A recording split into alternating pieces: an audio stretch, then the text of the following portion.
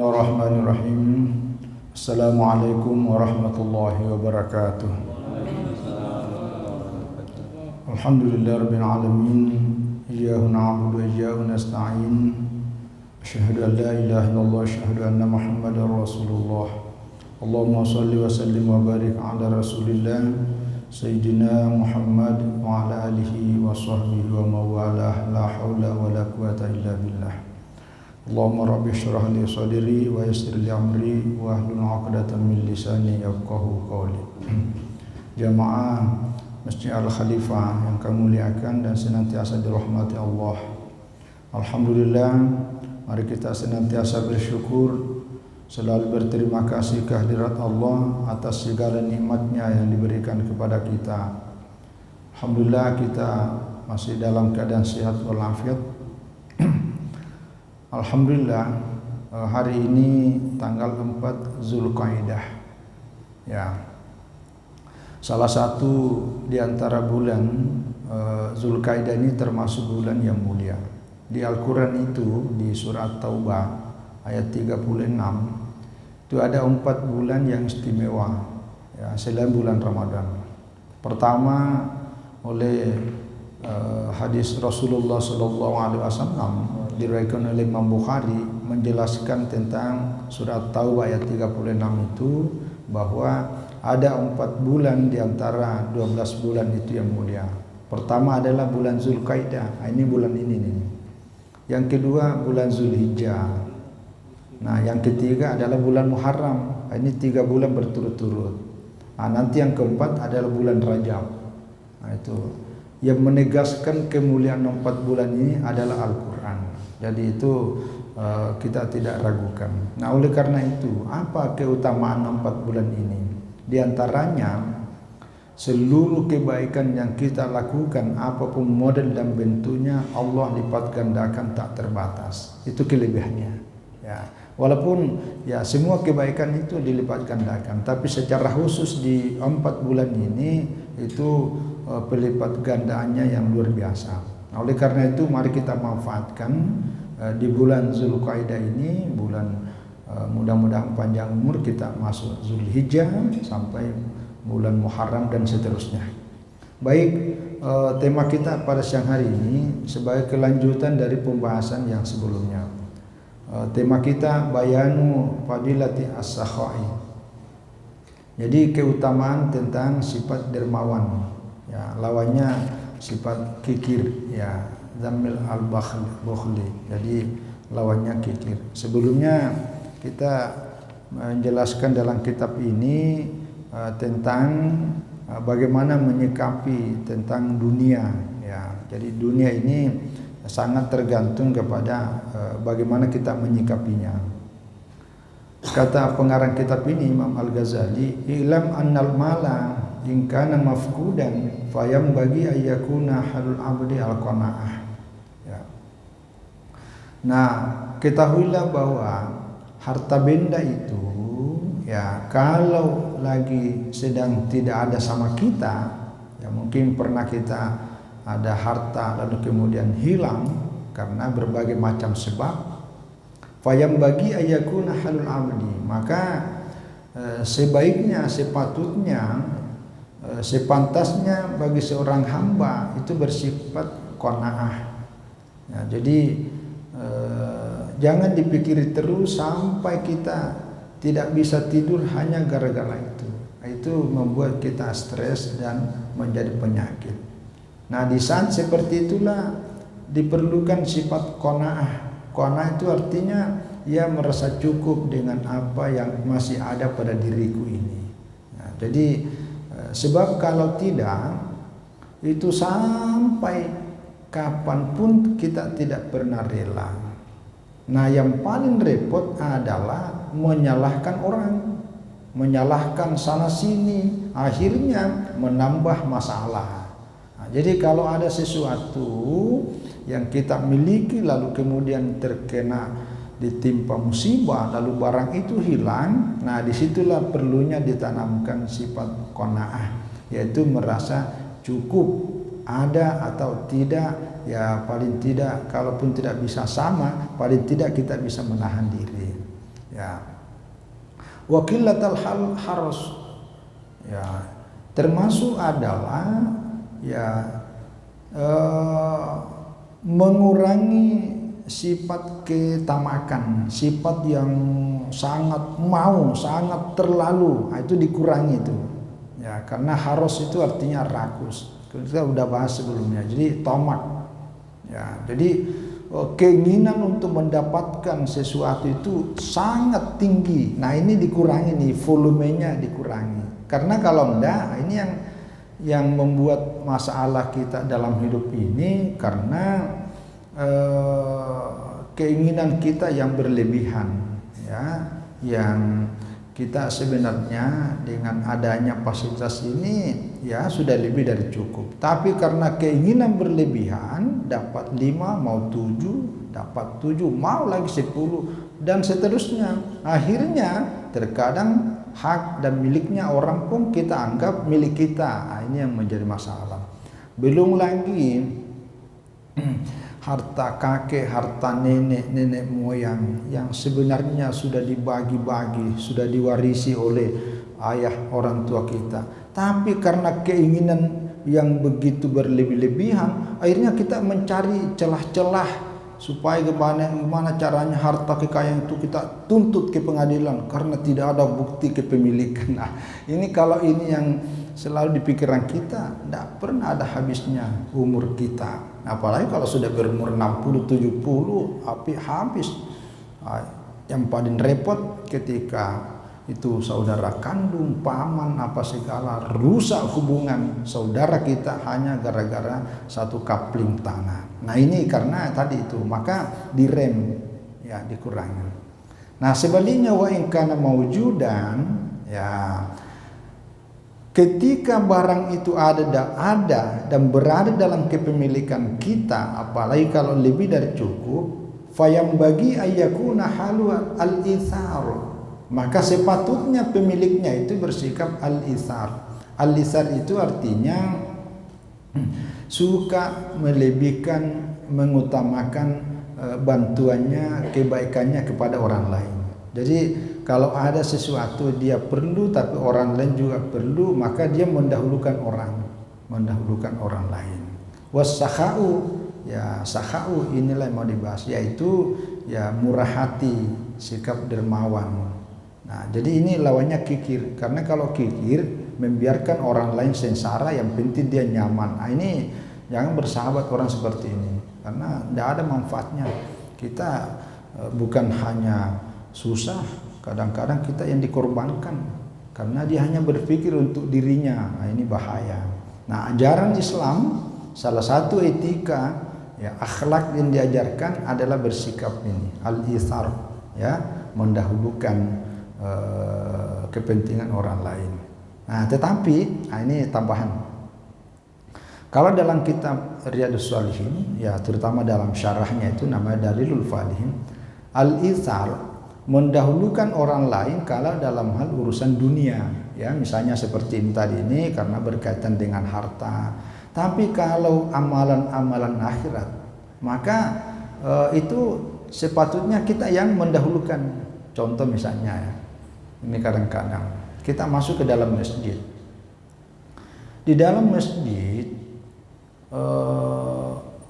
keutamaan yang paling utama itu adalah berada pada saf pertama.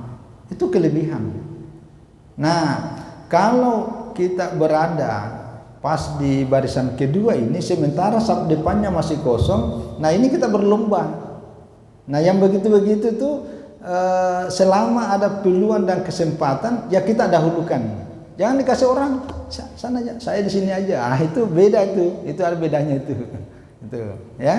Nah, jadi selama ada kesempatan untuk amalia khususnya untuk keutamaan akhirat, maka al-isarnya itu kembali kepada kita. Tapi kalau berkaitan dengan persoalan kebutuhan dalam kehidupan dunia, ya mendahulukan orang lain, karena mendahulukan orang lain pahalanya itu semua kebaikan, apalagi terpenuhi hajatnya orang banyak atas bantuan kita walaupun kita sendiri sebenarnya juga perlu, itu pahalanya melebihi daripada memenuhi kebutuhan diri sendiri.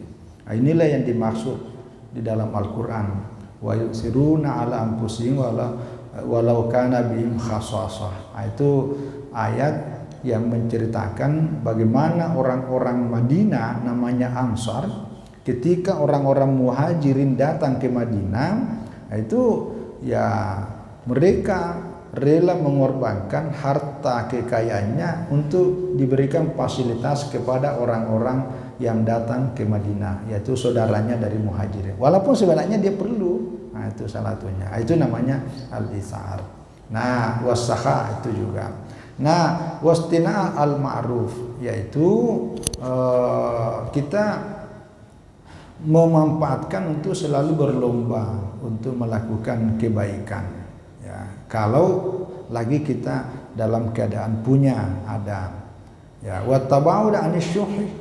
Ya, dan berusaha untuk menjauhkan diri dari sifat kikir, ya, wal bukhli. Ya, syuh dan bukhli sama-sama kikir. Cuma ada yang menafsirkan kalau asyuh itu lebih kikir daripada kikir. Jadi di atasnya sedikit, di atasnya sedikit. Nah, jadi ini nasihatnya dalam kitab ini. Kalau Allah lagi memberikan rezeki kepada kita, apalagi lebih dari keperluan kita cukup, maka usahakan kita bersikap itsar dan bersikap dermawan dan memanfaatkan untuk berbuat kebaikan melalui harta benda itu. Karena ini fakta ya. Saya pernah ketemu dengan seorang sahabat lagi ngobrol-ngobrol di satu tempat di Jakarta. Dia cerita kawannya.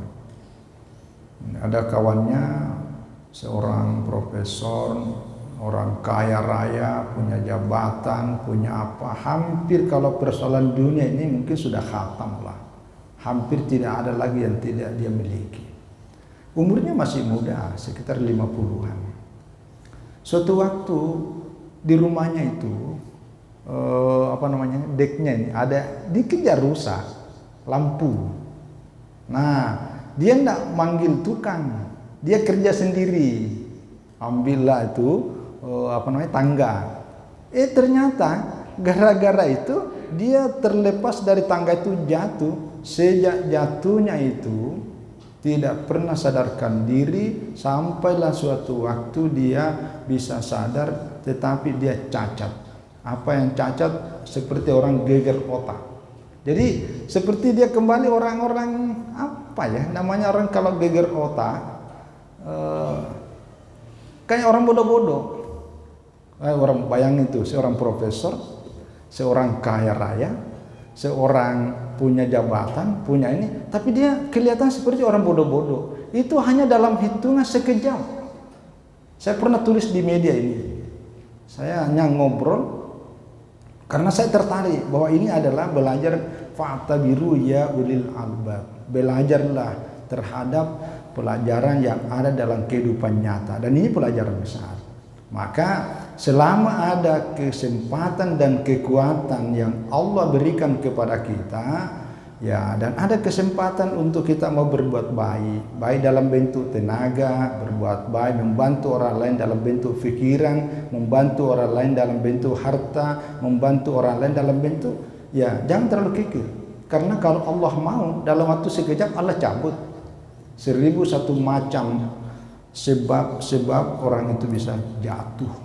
Begitu sebaliknya, kalau Allah mau, 1001 macam caranya Allah mengangkat derajat seseorang.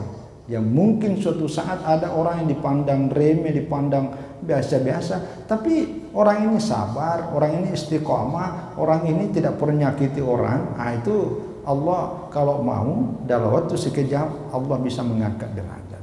Karena ada orang hanya karena tampannya yang tidak enak, malah justru itu laku, dijual. Ini mendatangkan duit. Coba tengok pelawak tuh. Pelawak. Ada yang siapa itu kepada anak kecil itu hanya karena lagu-lagunya itu banding ke apa ya? Itu kan siapa yang pernah menduga dia masuk istana lalu kemudian dari situ banyak dipanggil orang, banyak orderannya, banyak duitnya ada, banyak caranya ya. Ini pelajaran semua. Nah, jadi wal bukhlu fa inna saha min akhlaqil anbiya. Jadi karena sifat dermawan itu bagian dari sifat-sifat para nabi alaihi salam. Wa huwa aslun min usuli an-najah. Jadi sikap baik ya, selalu ingin membantu orang, apalagi sikap murah hati sakha, murah hati dermawan, itu adalah salah satu di antara sumber-sumber keselamatan ya, sumber-sumber kebahagiaan, sumber-sumber kedamaian. Itu jadi aslun min usuli an-najah. Jadi kalau kita mau selamat ya kita bersifat seperti itu. Nah, tapi sebaliknya yang tadi salah satu sumber kegagalan ya, sumber hati kita itu menyempit itu karena kita bersifat kikir. Wa qad ruwiya 'anil Nabi sallallahu alaihi wasallam fi ahadits katsirah. Nah, diriwayatkan dari Nabi sallallahu alaihi wasallam banyak hadis berkaitan dengan ini. Di antaranya khuluqani yuhibbuhumullahu ta'ala husnul khuluq was sakha. Jadi ada dua sifat akhlak ya yang Allah sangat mencintainya. Allah cinta kepada dua sifat ini. Pertama husnul khuluq, yaitu akhlak yang baik. Yang kedua adalah as-sakha, yaitu sifat dermawan ya. Sebaliknya wa khuluqani yubghiduhumullahu, ada dua juga sifat yang dibenci oleh Allah. Pertama su'ul khuluq, yaitu akhlak yang buruk ya, tutur kata yang selalu menyakitkan, perbuatan yang tidak menyenangkan, pokoknya tidak bagus akhlaknya. Yang kedua adalah wal bukhlu, yaitu bakhil, kikir ya. Siapa sih yang suka pada orang yang kikir ya. Jadi manusia juga tidak suka, apalagi Allah. Nah, wa idza aradallahu bi 'abdin khairan, ini kata hadisnya, ini hadis diriwayatkan oleh Ad-Dailami. Apabila Allah menghendaki satu kebaikan kepada seseorang, istamalahu fi qada'i hawaijin nasi ya. Kalau Allah menghendaki satu kebaikan terhadap satu orang hambanya, maka istamalahu fi qada'i hawaijin nas. Allah menjadikan orang itu supaya bisa ya hajat kepentingan orang banyak bisa terpenuhi. Ya, jadi ada satu masalah, tapi dengan adanya orang ini masalah itu bisa selesai. Nah, itu artinya Allah menjadikan orang itu suatu orang yang baik. Nah, itu. Jadi ketika ada orang rela membantu kita walaupun dia susah, ya, maka itu bagian dari tanda-tanda bahwa Allah menghendaki kebaikan pada orang itu. Ya, jadi semakin banyak hajat kebutuhan orang lain bisa kita penuhi, maka semakin banyak juga kebaikan yang Allah camkan dalam diri kita. Yang kedua, wa anhu anin Nabi sallallahu alaihi wasallam, inna min mujibati al-maghfirah, di antara yang mengharuskan kita mendapatkan ampunan dari Allah, artinya kalau perbuatannya kita lakukan pasti kita diampuni oleh Allah. Apa itu? Satu, badlut ta'am, yaitu suka memberi makan ya. Kalau bahasa sekarang kalau beri makan itu ya traktir ya. Jadi bisa membeli makan, itu tandanya sakha, tandanya murah hati. Itu salah satu. Itu konsekuensinya Allah akan memberikan ampunan. Jadi orang ini tanpa membaca istighfar, kalau sering memberi makan kepada orang, terutama orang yang lapar, ya, maka Allah akan mengampuni dosa-dosanya. Yang kedua adalah wa ifsha assalam, yaitu sering menyebarkan assalam. Assalam ini pertama bisa dalam pengertian kalau ketemu assalamualaikum ya, waalaikumsalam. Jadi orang yang selalu mengucapkan assalamualaikum itu adalah juga salah satu sifat yang menyebabkan dosa-dosa kita diampuni. Ada juga yang memaknai dalam pengertian mengucapkan assalam adalah mendoakan keselamatan kepada orang lain. Nah itu. Jadi kalau ada mendengar informasi, berita, ada kawan kita lagi sedang dirawat di rumah sakit, nah kita doakan, ya Allah, berikanlah, angkatlah segala penyakitnya saudaraku, angkatlah segala masalahnya saudaraku, berikanlah kesehatan, kekuatan. Orang yang sering mendoakan keselamatan terhadap saudaranya, itu bagian dari cara Allah akan mengampuni dosa kita. Makanya kalau kita tergabung dalam grup, kan biasa tuh, innalillahi wa inna ilaihi raji'un. Oh, saudara kita lagi di rumah sakit, saudara kita lagi membutuhkan mau apa itu, golongan darah, mau dioperasi, kurang darah di PMI, ya, itu lagi kurang darah. Ini siapa yang itu kita minta sebarkan, luaskan aja. Karena kalau kita ini kan biasa kita tidak bisa diambil darah, ya, paling tidak kita membantu sambil mendoakan, itu termasuk juga ifsha salam. Jadi banyak. Yang ketiga adalah husnul kalam. Husnul kalam ini artinya tutur kata yang baik. Ya, jadi itu juga dibiasakan. Ya, gimana kabarnya Pak, Mas, Bang? Dalam kondisi sehat? Amin, alhamdulillah. Jadi tutur kata yang baik, jangan kata-kata kasar. Ya. Tapi ada juga karena faktor apa ya? Kebiasaan ya.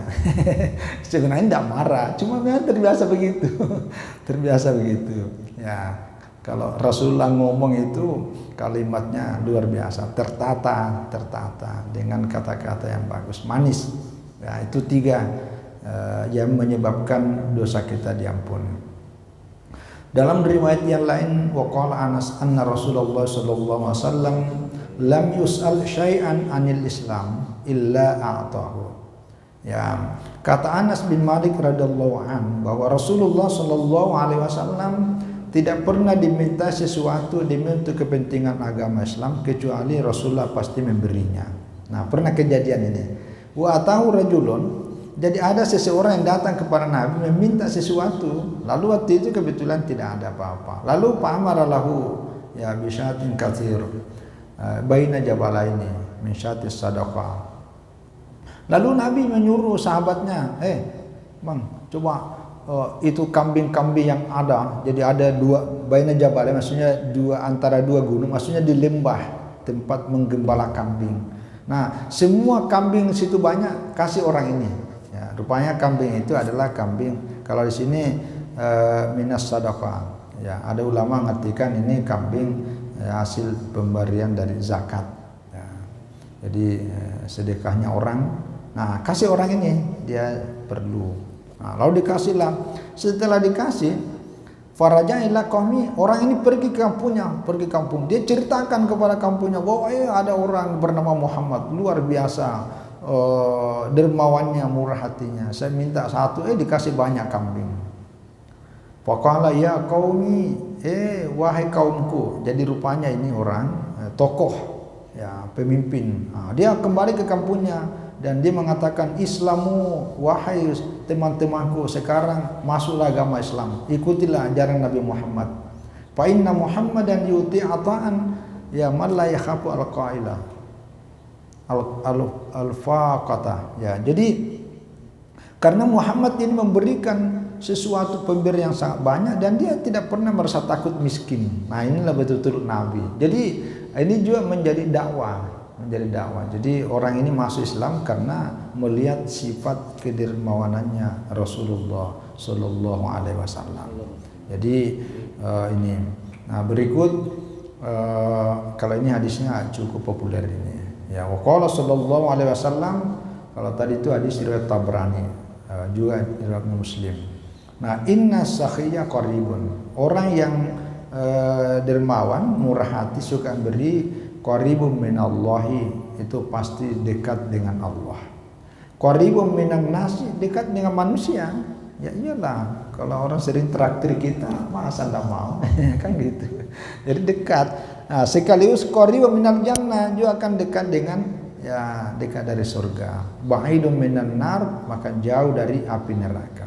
Sebaliknya wa innal bakhila, tapi kalau orang bakhil, orang kikir, ba'idun minallah, akan jauh dari Allah. Ba'idun minal jannah, jauh dari surga. Sebaliknya qaribun minan nar, dekat dengan neraka.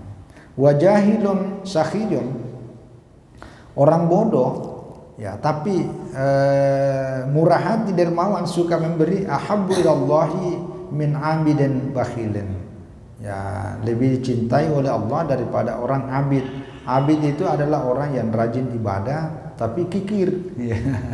Ini hadis riwayat Tirmidzi. Tapi ada riwayat lain min alimin bakhil, seorang alim tapi kikir. Jadi lebih bagus, lebih dicintai oleh Allah orang bodoh. Tapi yang paling bagus ya dia juga alim, dia juga sakhi, ya artinya orang yang murah hati. Nah, terakhir dari sambungan ini ada tambahnya nih. Wa adwa'ud da'i al-bakhlu. Jadi penyakit yang paling parah adalah sifat kikir. Nah, itu karena itu tadi karena kalau orang kikir, kenapa orang kikir? Salah satu anunya karena dia rakus, jadi hartanya tidak mau berkurang. Apalagi ada juga orang kikir terhadap dirinya sendiri.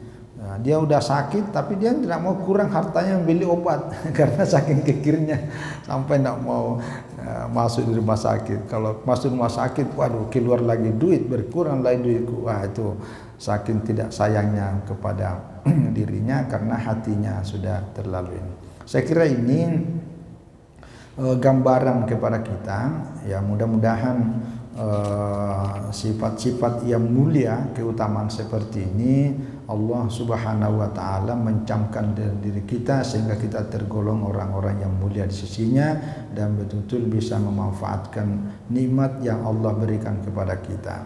Karena kita hidup ini, harta benda ini jangan dijadikan tujuan. Apalagi harta yang kita miliki justru membuat kita madarat di dunia, sengsara di akhirat. Jadi harta yang kita miliki, kita yang menguasai, kita mengendalikan, kita jadikan sarana. Ya, jangan kita memburu harta tapi umur kita sampai 50-60 tahun pikiran kita cuma di situ terus, rupanya ujung-ujungnya justru itu membuat kita celaka. Jangan. Ya, mari kita gunakan sebagai sebuah sarana yang menuju kepada kebaikan dunia sekaligus keselamatan dan kebahagiaan di dunia, di akhirat kelak, termasuk anak cucu kita masa depan. Saya kira ini. Terima kasih dan mohon maaf atas semua kekurangan. Wallahu a'lam bishawab. Wassalamualaikum warahmatullahi wabarakatuh.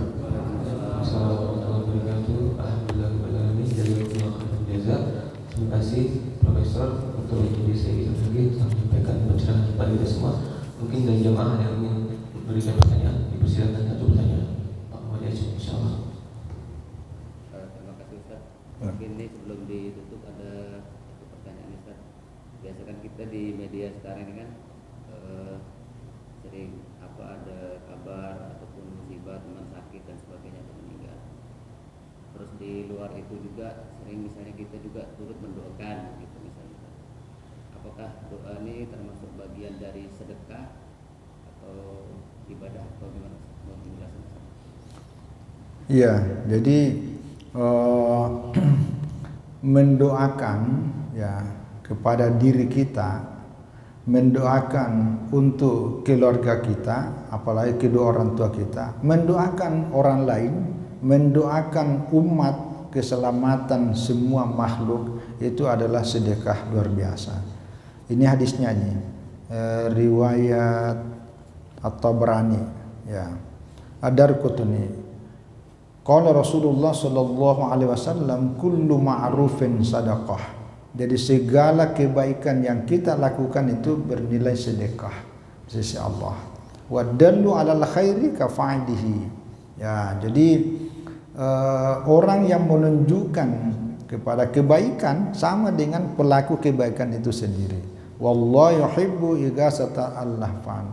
Orang Allah akan cinta kepada orang yang bisa membantu menyelesaikan masalah para orang itu. Jadi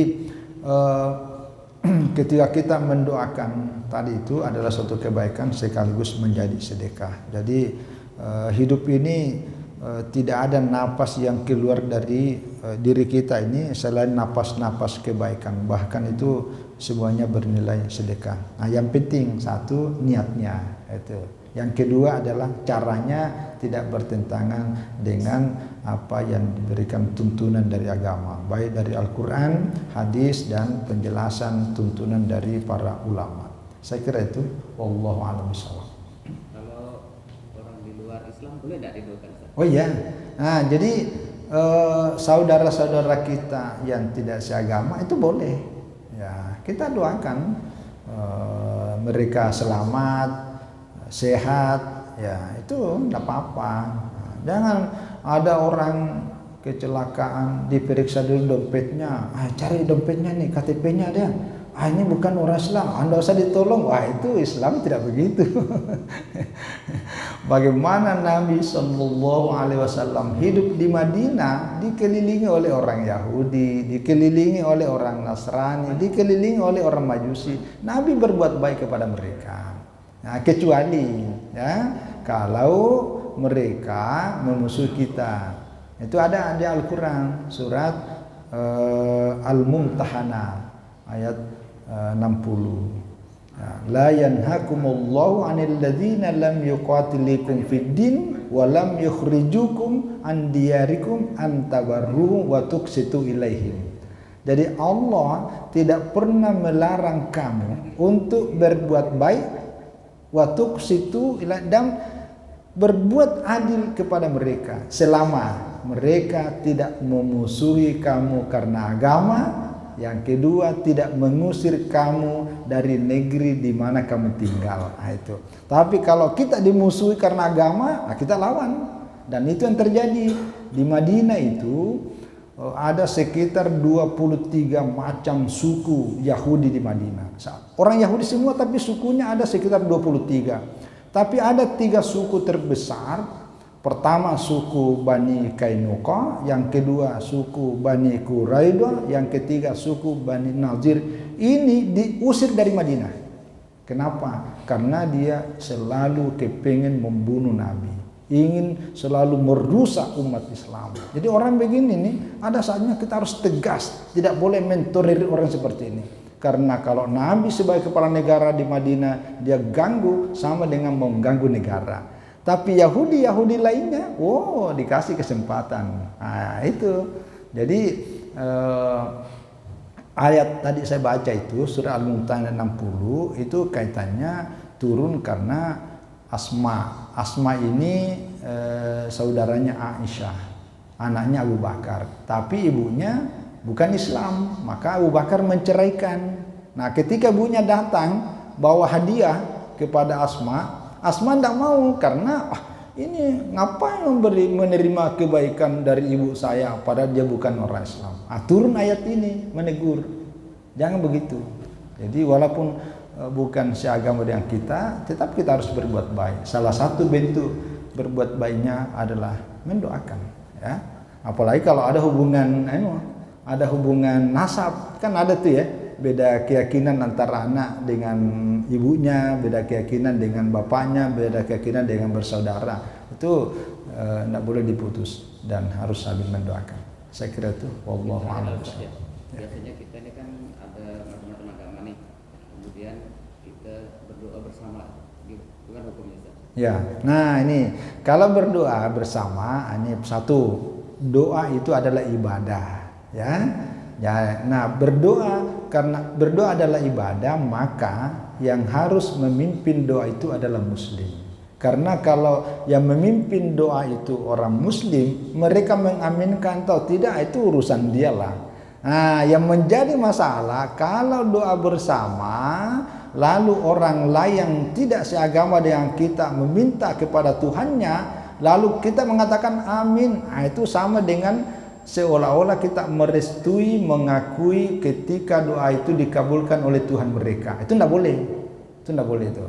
Nah, maka Majelis Ulama Indonesia sudah mengeluarkan fatwa tentang ketidakbolehannya doa bersama apabila dipimpin oleh orang yang bukan seagama dengan kita. Tapi kalau kita yang memimpin lalu dia ikut, nah itu biasa ya.